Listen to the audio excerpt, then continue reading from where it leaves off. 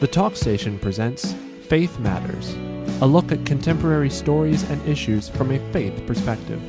While this is a pre-recorded show, we are interested in your ideas, comments, and questions, and we urge you to email them to faithmatters@thetalkstation.com. Give me faith, trust what you say, that you're good and your love is great. I'm broken inside, I give you my life.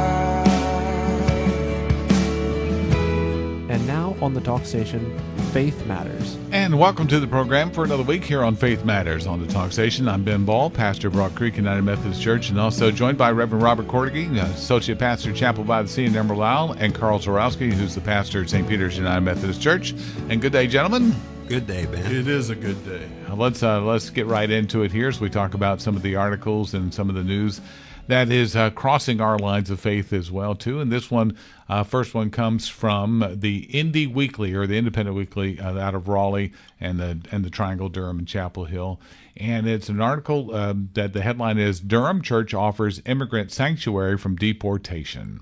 Samuel Olivier Bruno has been living in Durham Citywell United Methodist Church since Sunday. On Wednesday, he received something to make his stay at Lakewood Area Church a little more comfortable, a pillow handmade by Juana Ortega, thought to be the first person to take sanctuary in a North Carolina church from the Trump administration's ramped-up immigration enforcement policies. By moving into Citywell, Oliver Bruno becomes the fifth. The church held a press conference Wednesday to announce its decision and show support for Oliver Bruno and his family.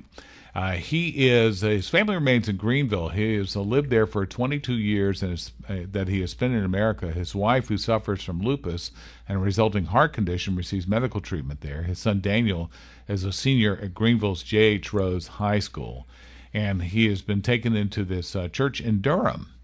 I'm not quite sure I get or I understand the connection, how it went from Greenville to Durham.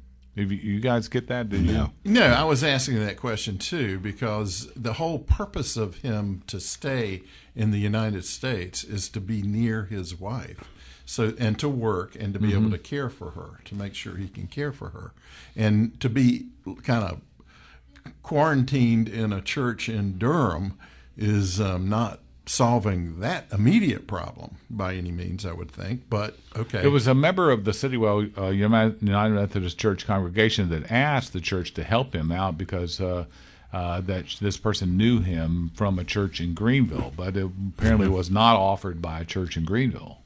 So the sanctuary. So evidently, we've talked about this before. In fact, the woman that was mentioned that had the pillow, that was the one that we had talked about before, who had sought sanctuaries among some of the first. And so, Carl, I think we don't have a great deal of disagreement with this idea of sanctuary, right? Correct. I mean, as followers of Jesus, we are to reach out and help those who are in need. We are to give them food, give them water, provide them with shelter, provide them with safety, help to kind of look out for them when injustice is being done against them. Okay, and I get that part, but this is kind of a tricky situation here, because if this individual is in the country and they're not supposed to be in the country, then, is the church then breaking the law by helping this person? Okay, now the background here is that this particular person had had permission to stay in the country. I think his wife is here legally. I believe I got that correctly. Evidently, because it says he came back to the States in 2014 when she got really sick. She had to have heart surgery. Well, they had both been, I believe, or they had been in Mexico because they were to visit sick relatives or something. Okay. And then she could come back, but he was stopped at the border, but then allowed to proceed under a particular kind of exemption. This was hardship. This was years and years ago, and then the extension had to be granted every year. or every so Yeah, many years? it's confusing. The way the article's written, I didn't know if that extension thing began with her illness, which was in 2014. When he came back in, he was granted to come in. And then he would have had then, 2, 15, 16, and the one for 17, I guess, was the one that was not granted the extension. Okay, I think that's correct. Yeah. Does that sound right? Yeah, but And so that's when he said he asked for help. my particular concern, again, to go back to the sanctuary idea, not concerned about that. I actually have known many pastors who have counseled illegal immigrants about how to actually fix their issue. What do they needed to do? Help pay for legal services even, and have gotten them the help that they needed to eventually either return to wherever their country of origin and then come back legally, or not. But here we have a church that's not even in the same town where this is taking place, where the wife is sick and being treated and the family lives. Is this grandstanding? Well, that's where it gets a little tricky, because I don't know the congregation there. Well, I know this pastor. You know the pastor. I don't know the pastor. If this is being done entirely out of compassion for this man and his family, that's a wonderful thing. If it is being done out of a compassion to make some changes in how things are done, I get that too. But if this is being done simply if more emphasis is being made on making a political statement than it is in actually aiding this family, then there's a problem. But again, I can't judge the church, because I don't want people to listen to this so, oh, well, he thinks they're just doing this to politicize against the president and the president's policies. But in his statements about this in the press conference, the pastor comes right out and attacks Trump and the aggressive immigration policies. Yes, Correct. That's right. When the policy precedes the president. This has been on the books we have, it's that same old sort of mantra. What we really need to do in our immigration is enforce the laws that are already on the books. If we would just do that, that would take care of a lot of these issues. But different administrations have approached this, and not just the previous one, but the previous and the previous one. It's grown into this dilemma. We're now trapped on the horns of a dilemma, and that's a terrible place to be. And it has the appearance of a political thing. He talked about how the church had talked about this. And This is a second person that they're sheltering. No, it was another church at a Jose Chicos is taking sanctuary church in Durham. I don't know if it's the same one. Oh, yeah. I don't think it's the same. You don't think it's the same one? But anyway, that seems to be a movement in the Durham political environment.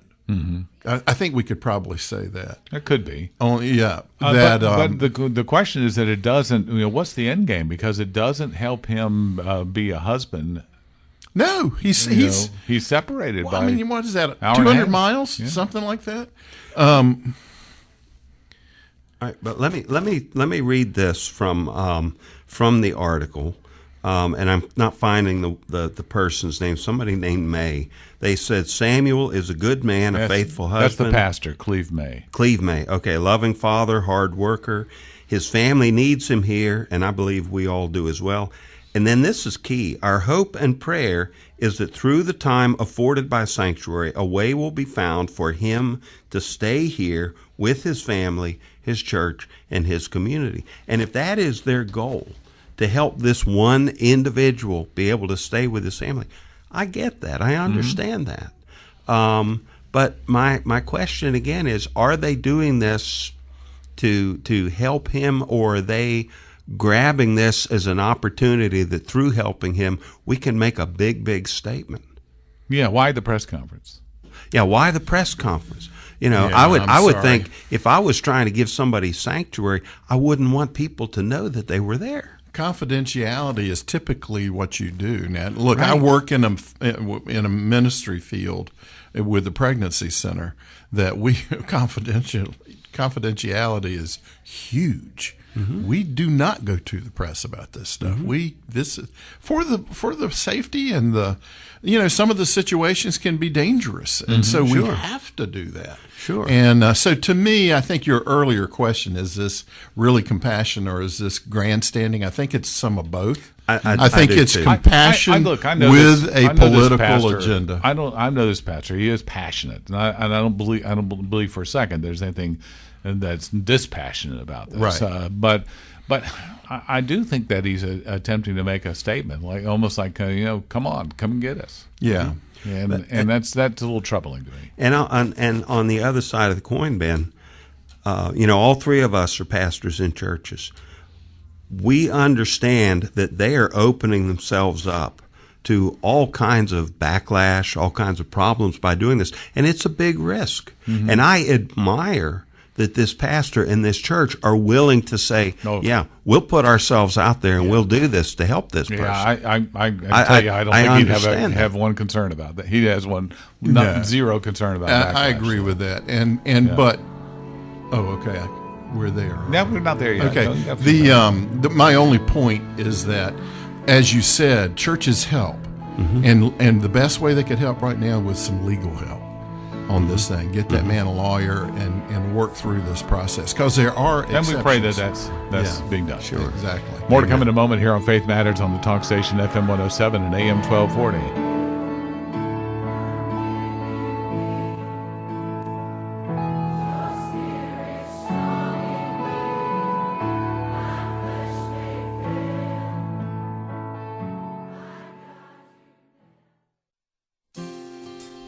Welcome back to Faith Matters here on the talk station, FM 107 and AM 1240. And I'm Ben Ball, along with Reverend Robert Cornigan and Reverend Carl Zarowski, as we want to talk now about what has developed over the last couple of weeks and has certainly been a subject of discussion around the world.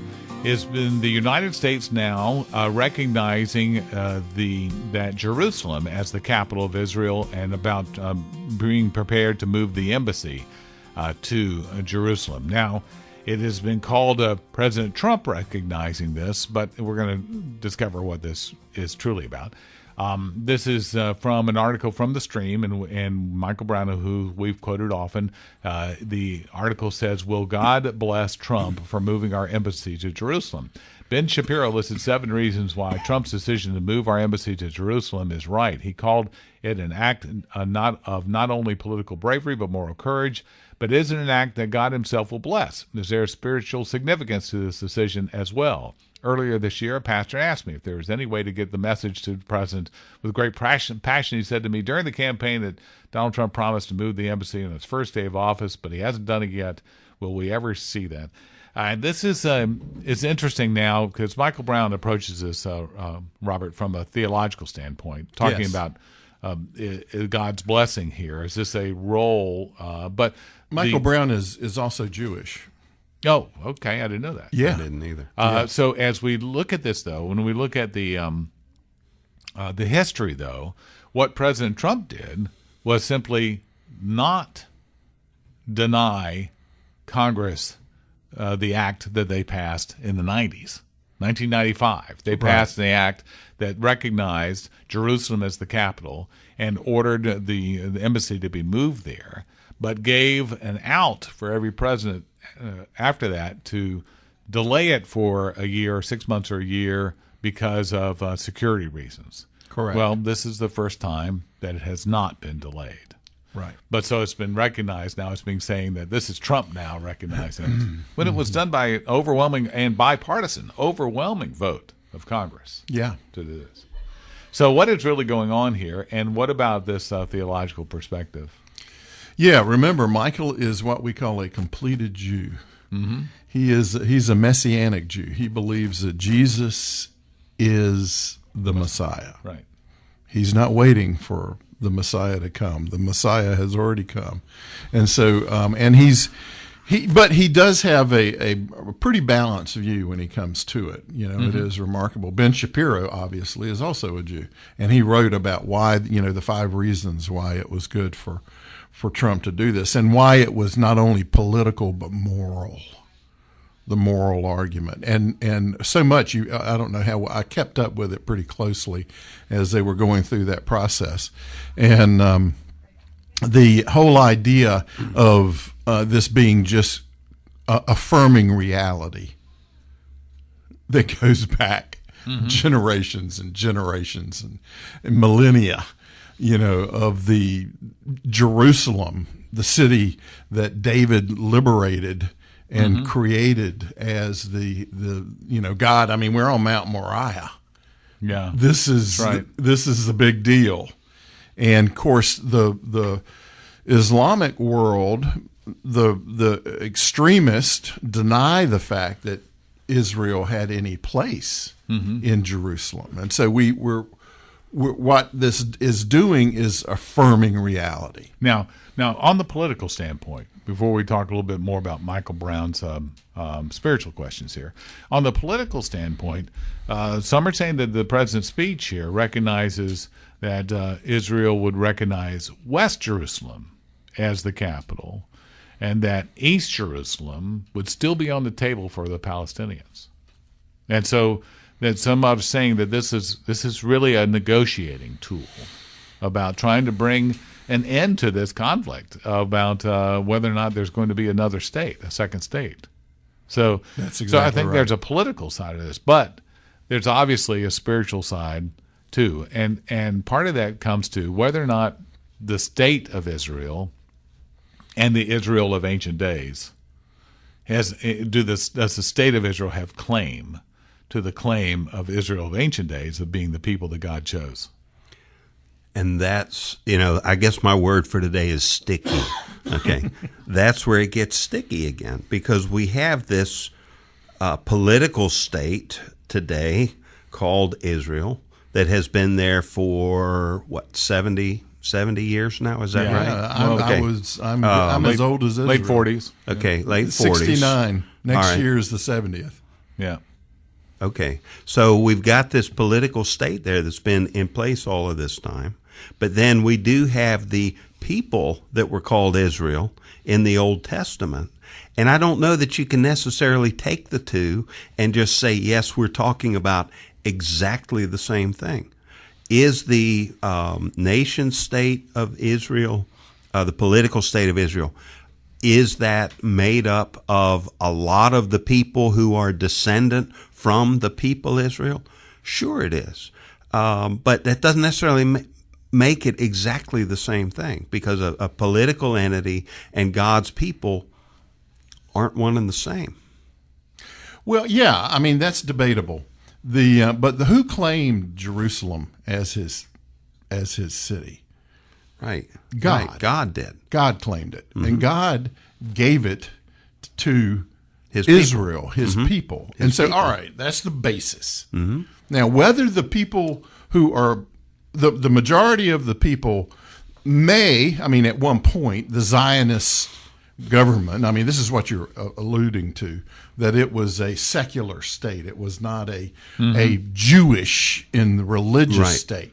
And that this secular state was established in 48 to represent, to be the homeland of the Jews.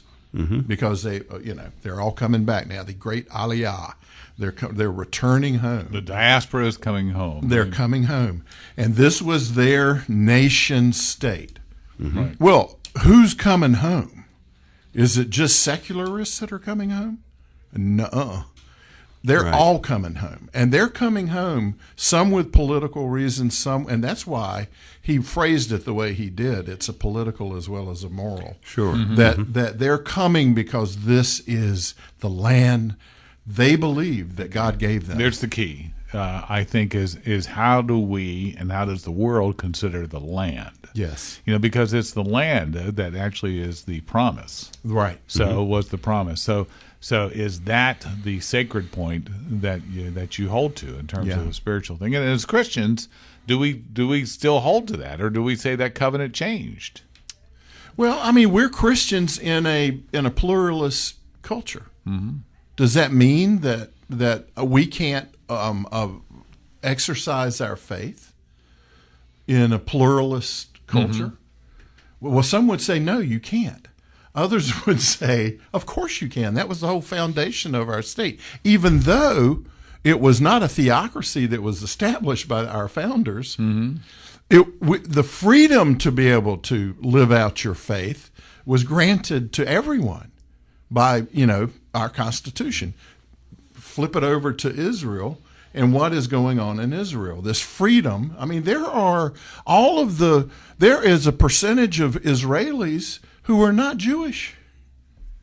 There are a bunch of them. Right. They're Christians, they're Buddhists, you name it. I mean, They're Muslim. Yeah, they're Muslim. I mean, we were there at the 50th, the Jubilee. We were in Jerusalem.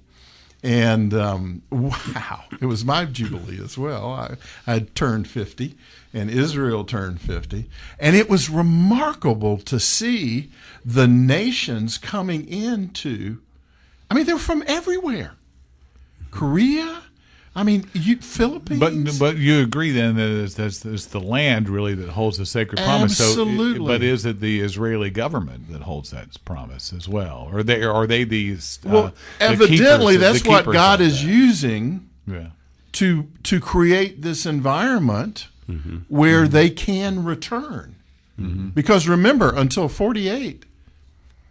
There was, the declaration, the Balfour Declaration of 17, I think it was, 1917, was the beginning of that process when the British acknowledged that the Jews had a right to return. This is before a nation state was established. So yeah, you got to know your history on this one, because this is critical to the process. And it was developed. Just to say, there was a partition. Remember, they partitioned the land between the Arab and the Muslim, if you will, and the Jewish sides. I'll give you a kind of a crass analogy to that in a way. When the Baltimore Colts moved out of Baltimore and went to Indianapolis, left a void there in Baltimore, who moved in but Cleveland? Took his team to Baltimore, and that became the Ravens. So Cleveland was without a team until they were awarded a team. Their team had gone. They were awarded a team, and they became again the Cleveland Browns. And the people accepted them as the real Cleveland Browns, even though the team had actually moved. So they had they were there, they were home. They again had a home, a homeland they could call. So you get my kind of you always do there. a great sports analogy. Yeah, so we look at the ancient times after the exile of the Jews, and after that exile of the Jews, it was never the same. Never the same in the country. The country was overrun by the Romans, the Assyrians, everybody. Yeah. And it was never the same until you get to the 20th century. Yeah. Where there's the nation state created again. And once again, they're home. So so there's both this name identity, but also that land identity. But most importantly, it's the identity of the relationship with God, because that was the big part of the covenant. I want you to be my people. I want to be your God. More to come in a moment here on Faith Matters.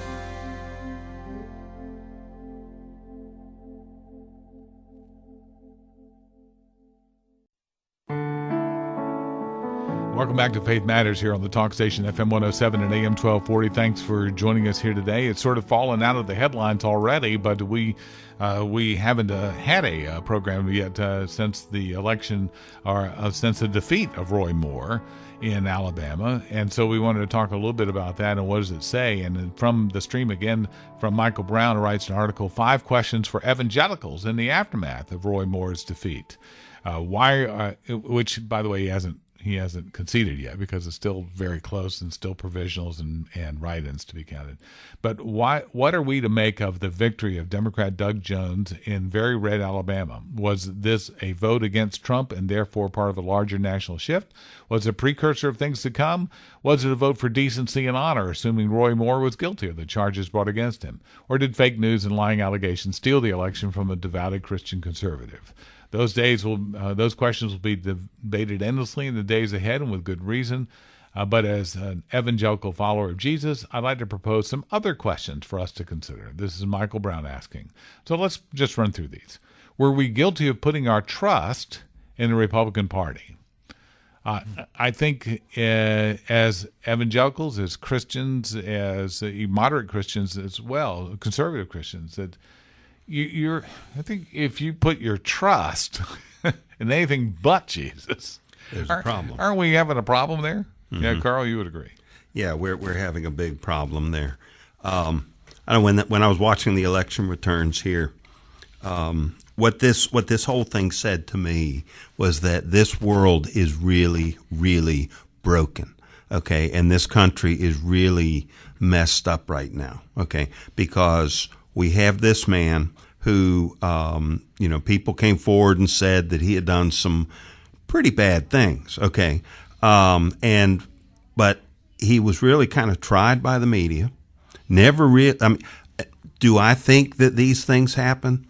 Well, I think it kind of looks like they did. All right, but the man never really had a fair trial. He was guilty before being proven innocent or guilty. Okay, and so we had this man who could or could not have been a dirty old man, all right? And he runs against somebody else, and it comes down to that one of them wins by 0.5%. And this is called a referendum. Of 1%. and that's called a referendum. I say, well, the problem is if it is a known fact that this man was a cad, still half of the people voted for him, probably because he was a Republican.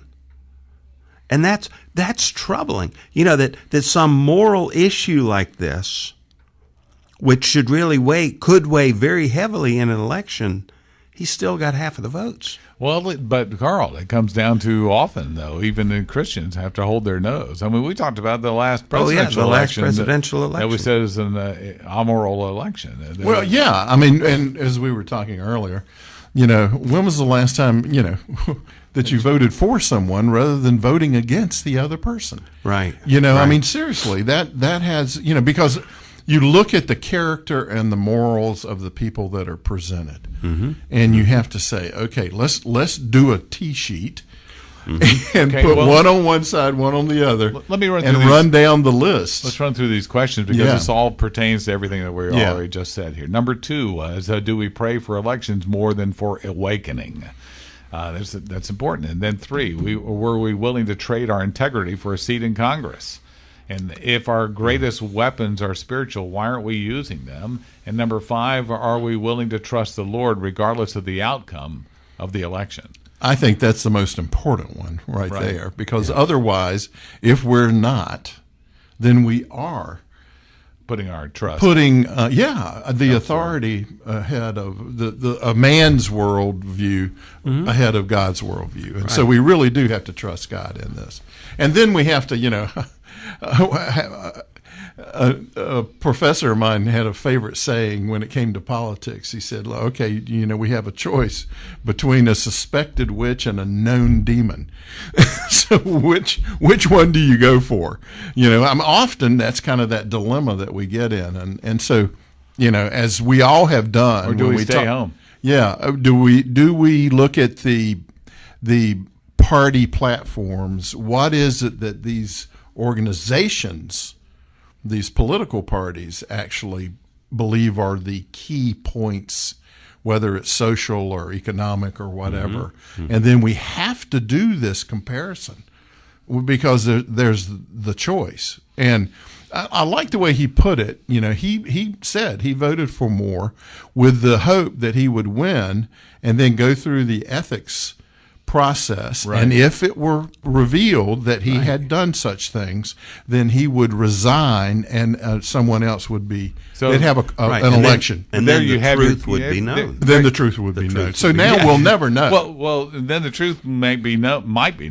I Right. wouldn't say it would be, but it might be known. But then it would also still be a Republican seat, so it's kind of you'd have your cake and eat it Right, too. I mean, exactly. really, That's exactly But is right. that ultimately what we ought to be basing our decision on? I go back to his other question. Well, when you look at the two candidates, they came from really different worldviews. Very different worldviews, and yeah. from a pro-life perspective, yeah, it's Yeah. tough. yeah. It's tough. I mean, Now, since that election, the Doug Jones, who will take his seat probably sometime in January, but he has said don't count on him to always vote the Democrats' way. Now, again, he's from Alabama. He's got to know where he's already looking at next. Is it next November or is it a year plus? I mean, he's going to come up for election again. This was a special election, so he comes up again. And most likely he'll lose that seat. yeah. Because so do we suffer through this short time period without that one extra Republican seat in order to send a message to a guy who probably does have a lot of cad in him, if Yeah. not completely on these Right. charges? So. Well, that's That's the hard. redemptive nature of our faith. This, of course, you can do all the hypotheticals you want to, but when someone admits and confesses and says this was a turning point for me, and I'm no longer that person. This is the way I was before. Right. I met Christ. I'm now a different person. Right. Then this redemptive nature thing we've talked about before in politics is a powerful way to look at things. The admitting of the fallenness. Which has not been part of all of these allegations of sexual impropriety None of them. that have been going on around the country. No. We have not seen that No. come up and saying that, well, that was the old me. Yeah, that's right. Because somebody wants to I come once after, was lost, but now I'm found. somebody wants to come after me from my days in my late 20s and early 30s. I think they could probably do it. Skeleton or two there, Ben? Might be. Yeah, it really could. Yeah. But it doesn't compare to where it is now. So, but this story here about Roy Moore, also I'm going to relate it back to our first story about and where we brought up the idea of grandstanding. I've never cared for Roy Moore, mainly because I thought he used his Christian faith as a grandstand for his political career. And I haven't liked that. The idea about the Ten Commandments monument, for example, I'm much more concerned about whether or not the Ten Commandments are on our hearts than whether they're on the courthouse steps. right. And I didn't hear that from him. It was all about riding in on his horse, which he rode in for his to vote, and about making a name for himself. So that's been my whole objection to Roy Moore his whole career in public life. And Ben, when you talk about that, you see this individual making a name for himself. He's pointing at himself. He's drawing people's attention to look at him. As followers of Christ, we're called to point somewhere else. That's right. The Sunday, the day this show is heard, is going to be Christmas Eve. Yeah. All right, and as we've been going through Advent, we talk about John the Baptist. And in John's gospel, John the Baptist says outright, it's not about me. It's about the one who's coming. Don't look at me. Right. Look there. And he points towards the one who has truth, and the one in whom we can put our trust. Yeah. And so if you really trust the Lord, sure, we can want certain people to win elections or not win elections, but do we really trust that God is in control? Yeah. And when we start tearing our hair out following an election and screaming and yelling and holding protest marches and all, I'm not sure that we trust God. It's interesting, isn't it? The difference between, say, a Pence and Right. a Moore.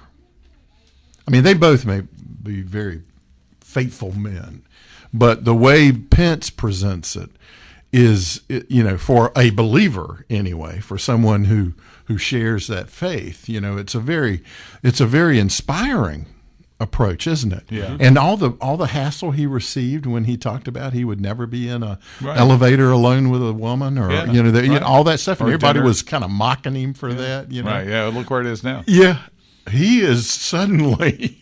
He's the paradigm of And Billy Graham, and those. The difference is that Pence, his faith is his entire garment, and I fear that for more, it's his sleeve. Yeah. Ooh, nice. Yeah. So Right. this is where that difference is. Is that it's different when you see the good old Christian word countenance. Good old church word. Is that the countenance of Mike Pence is one of a faithful person through and through, and it doesn't matter if he's filling out a crossword puzzle or if he's deciding on legislative policy. It's still part of his life. And his incredible ability to articulate it. Mm-hmm. I mean, he's really good at it. All right, it's a good way to finish this up on a very difficult subject. We'll have more to come in a moment. In fact, we come up to our fourth segment here, which we sometimes call our Sign of the Apocalypse. We have a couple to choose from here, coming up in a moment here on Faith Matters on the Talk Station, FM 107 and AM 1240.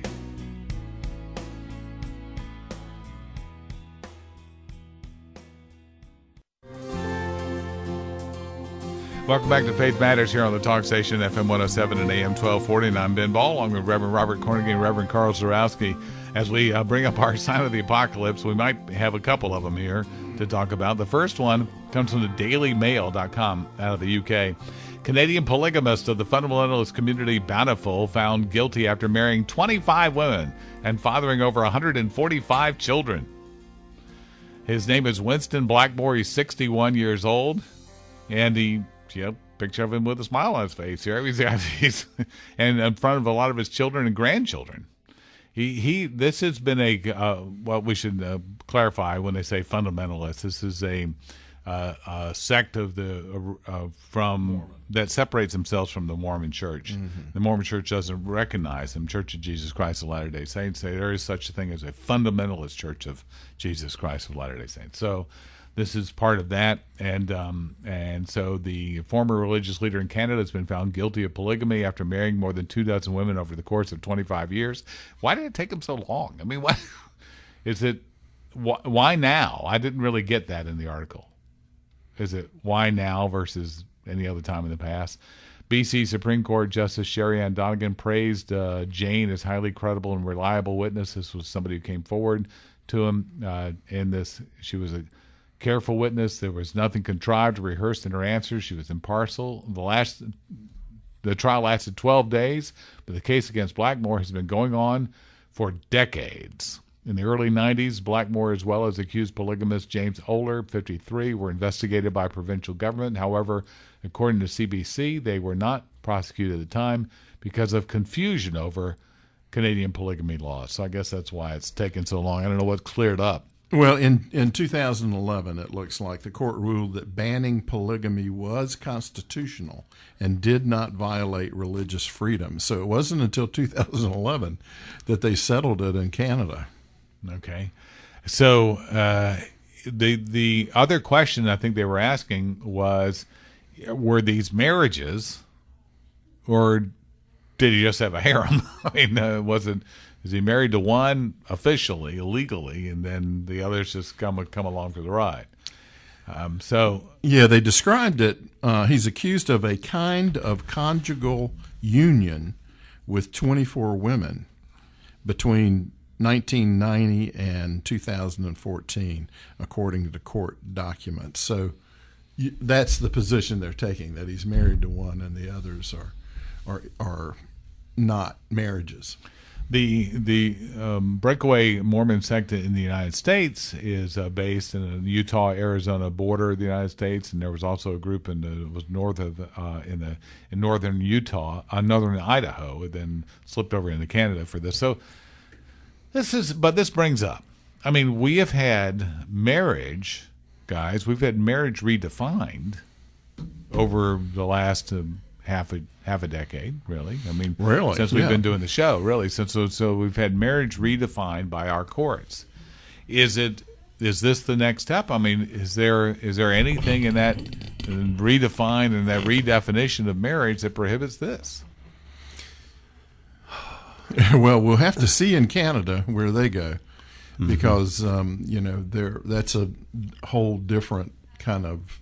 I mean, it's similar in many ways, but to Their the legal American system's system. different, but yeah. But there will be differences up there, and once precedent gets set, we don't rule on basis of truth anymore. We just rule on the basis of precedents. So if some court action has gone that way, Do anybody understand kind of the spiritual idea behind polygamy, of that why someone would consider it be spiritually correct path? in the Mormon Church, Right. Yeah. Or any idea? I mean, obviously there was ancient cases of it. Yeah, well, but in the Mormon Church, this is as I understand it. I may be incorrect on this, but as I understand it, that the husband is the door opener, if you will, for these marriages are eternal marriages, and so the character and quality of the husband is what allows the wife into this eternal relationship. And so that's why, they're looking for a few good men. And so once a good man is found, you'll find, as in their definition, and again, I may be distorting this. I hope not. But as I understand it, that in the early teaching of the church. Now, of course, since the turn of the century, 19th or 20th century, the mainline Mormon faith has denounced this, and they've rebuked this. Well, as even a this policy. guy was excommunicated from the breakaway Right. sect. And by I those- think it's important that people understand that about the Mormon Church, because that's just this rumor. Everyone goes, "Oh, well, the Mormons, they believe in polygamy." Yeah. No, the church said, like you said, the end of the 19th century, they said, "No, this is wrong. This is wrong." Because Well, to there come was a- into the union, they had to. Quite yeah, frankly, that's right. They had to come in right. for Utah to become a state. Yeah. So there was a political Yeah. ramification more than a spiritual one Well, here. yeah, that's right. So this brings up, it was such an interesting thought, as well we've talked about. Is this part of the nose under the camel's the camel's nose under the tent of marriage? Once we redefine it in one case, is it open to redefinition in others? Right. The very first comment that shows up on this article is somebody said, people should be able to marry whatever they like and as many as they wish. And it doesn't say whomever they like. It says whatever they like. And we talked during the break about this. And yes, that's the nose under the tent. You open up allowing this kind of marriage, that kind of marriage, that kind of marriage. Then what is to stop somebody from arguing for their constitutional rights to marry a piece of furniture? Or their iPhone? Or their iPhone. no, they're- and so many are already married to their then you're gonna iPhones. divorce when the next one comes out. Yeah. So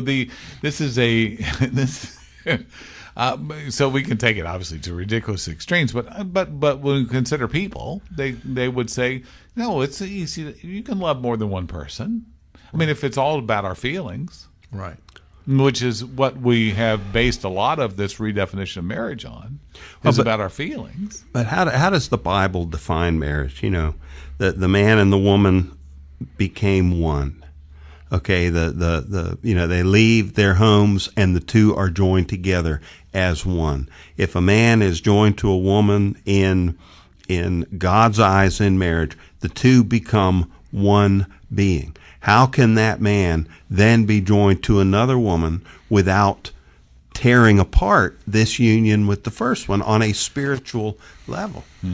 It can't happen. So, again, this is one of our segments here this morning as we talk about this taking place in Canada. Now we're going to move to Japan. This one is Japan opens world's first drive-thru funeral home. The Japan Times reports that the first drive-thru funeral home in the Nagano prefecture Sunday, allowing people to mourn without leaving their cars. The facility allows funeral goers to pull up next to a window to offer their condolences and give incense, as the customary of traditional Buddhist funeral. The faces of the car-bound mourners are shown on monitors in the funeral home so that they can see they've arrived, so the others can see they've arrived. The operator of the Ashidon Funeral Home says the idea originally intended for the elderly and disabled, but he believes the concept will be used in the future by those who are short on time. Which, are you ready for that, guys? Do you have a drive-through window at church? Well, my question is, as the pastor, where am I sitting? Am I in the car? Am I sitting in the building? Am I waving at the people as they come by? Is my eulogy being broadcast over FM 88.3? As people drive by, like a Mr. Microphone. This really removes the personal interaction that is so critical for a family at the loss of a loved one. Yeah, this is that response of the heart towards the loss of someone. You need that personal touch. You need that hug. We call it the ministry of presence. Right. And drive-by isn't ministry of presence. I'm sorry. No. So I vote against this one if it ever comes up to a vote. Yeah, it's there. And by the way, they're not the world's first. A Michigan funeral home offered it back in 2014. So they were. So this is now been around for a while. Whether it's Okay, the computer came up. Now I could see if I was doing a funeral in Michigan in late January, maybe so. But really, you've got to have that personal compassion shared between people. When somebody dies, those who are left behind need community. I could see and you, Robert. Can't have community with people just driving by. Robert, I see you leaning out of the window. The drive-through window, though, Shaking hands. Yeah, that's right, shaking hands. Yeah. Say, would you like fries for that? Yeah. So this is again, like you said, it's removing our idea that this is a time of. It's not just mourning. It's a time of celebration. It's a time of resurrection. We would say in the Christian church. Now this was a Buddhist. This is Buddhist ceremony, right. but the one in Michigan was a Christian church. So Maybe. well, contemplate all that until we get together again next week here on Faith Matters. Thank you for joining us for Faith Matters. Email your comments, questions, and suggestions to faithmatters@thetalkstation.com. Give me faith, trust what you say, that you're good and your love is great. I'm broken inside, I give you my life.